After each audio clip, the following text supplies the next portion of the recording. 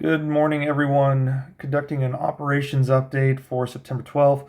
Starting off with what we saw on August 31st. This is kind of where the battlefield was stagnated for the longest time before this Ukrainian offensive took place. But I just wanted to show you where this whole offensive started before I move on. Now, moving on, obviously, you can keep an eye on places like Izium and Kharkiv itself, but the whole front here for Ukraine. Now, moving to the map yesterday, this is what I showed yesterday in my update.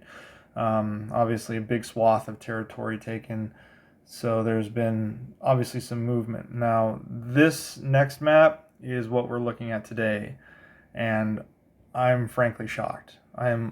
This is unbelievable, the amount of ground Ukraine has taken. This is insane. You have to remember, this right here is Russia. This is Russia.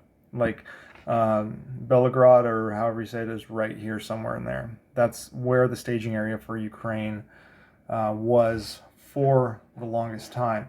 So this is significant. I don't think there's been an offensive of this magnitude and strength since the U.S. conducted one in Iraq.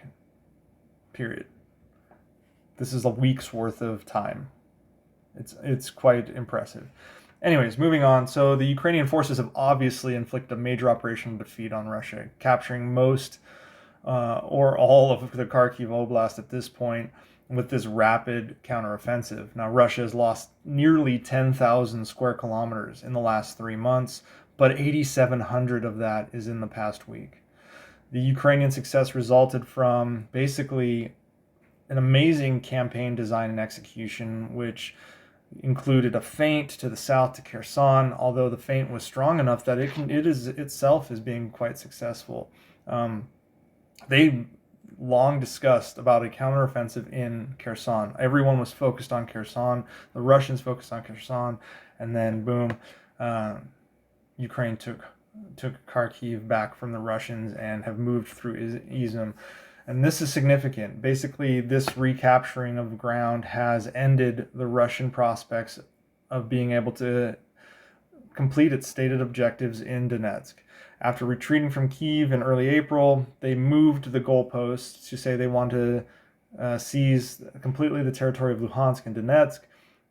That's just not going to happen. Now, what makes this even more of a massive victory for Ukraine is the rail junctions. And we all know that Russia is an army that moves by rail. They have shown multiple times with their 40-kilometer convoys that they are not good at truck movements. They're very slow. They rely heavily on rail. And why this matters specifically is Belgorod, which, as I said, is up here, is essentially now useless because the Ukrainians control the rail junctions in 3 key cities: Kharkiv, Kupiansk, which is right here, and then Lyman. Those 3 right now, and I know this map isn't updated, but the OSINT coming out is saying that the Ukrainians have pushed into Lyman, or it's close enough that they can degrade. Those are 3 rail lines that Russia uses, and obviously the 2 major ones are here, and then the other one is Severodonetsk. Russia can't get to Severodonetsk. There is a rail line that runs to the east somewhere over here, but it doesn't connect to Severodonetsk, so they have all this ground they'd have to traverse. It's not near the front, it's quite far. So currently, the Ukrainians are now denying rail operations in Kharkiv, in Kupiansk, in Lyman, in Izium. There's nothing the Russians can do to move here. That effectively neutered Belgorod as a launching area completely. Because of this now tilts the tactical capabilities of the Russians or in favor of the Ukrainians, because they now have the capabilities to refit, resupply, and maneuver, while the Russians don't. This is going to set up, eventually, a push to retake Severodonetsk by the Ukrainians and Lysychansk. So I'm predicting this will be the next target for the Ukrainians, because there's nothing the Russians can do to resupply this area at this point with these two rail lines out of commission for them. That is hugely significant, enormously significant, and it makes this northern, or not northern, this Kharkiv line of effort, this offensive in Kharkiv, even more brilliant. I mean, because they're basically cutting off slowly the Russians' ability to maintain operations in places they've taken. Now, moving to my other map here, what the Russians' intent was, they were trying to create an arc that ran from Izum down this road here, and then they wanted all of this, basically. That's not going to happen, period. They're now in danger of losing a line that runs along this river, losing Severodonetsk and Lysychansk, and having Ukraine retake everything within this region. And if this offensive over here continues, this line could actually move out to here. That's significant. Russian forces managed to take Severodonetsk on the 24th of June and Lysychansk on July 3rd, but it was extremely costly. And then they've largely culminated. There's nothing more they have. They have no more troops to move.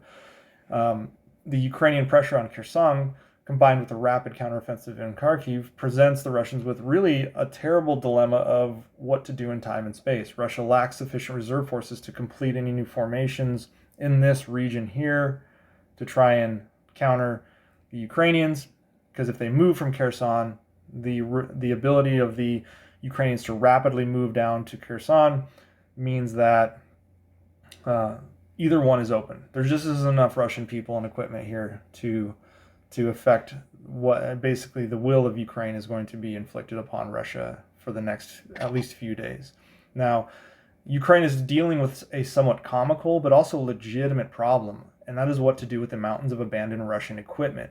It is such a big problem that equipment triage is taking place on whether to recover, salvage, or destroy in place.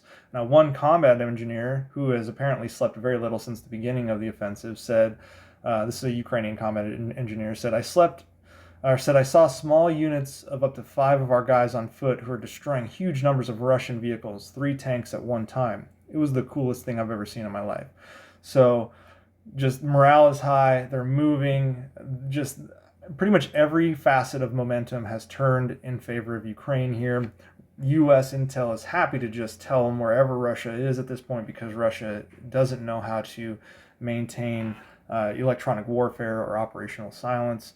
So very effective. Now, when I don't have a map showing Kherson, because there's really no basis for assessing that as an offensive front. It was a feint. However, Ukrainian forces have reportedly had successful attacks, specifically long-range precision systems, hitting the logistics and command and control efforts in that region. Russian officials and journalists involved with the war in Ukraine are increasingly blaming the Russian Ministry of Defense. They're trying to protect and shield Putin from the failures on the front lines. And they continue to push this false narrative. It's obviously false that it was a controlled withdrawal. Yeah, the last thing Putin wanted was to give up Izium and the various rail efforts I just spoke about. No matter what anyone says, Putin did not want to give that up. This isn't a withdrawal controlled. This is a retreat. And the narrative is so dumb that I can't fathom that people are actually pushing it on social media. So, unfortunately, this is not going to end the war. The campaign in the northeast Ukraine will eventually culminate for the Ukrainians, allow the Russians to reestablish a defense.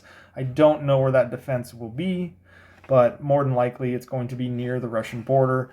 But the Ukrainians won't gain all of their occupied territory for now.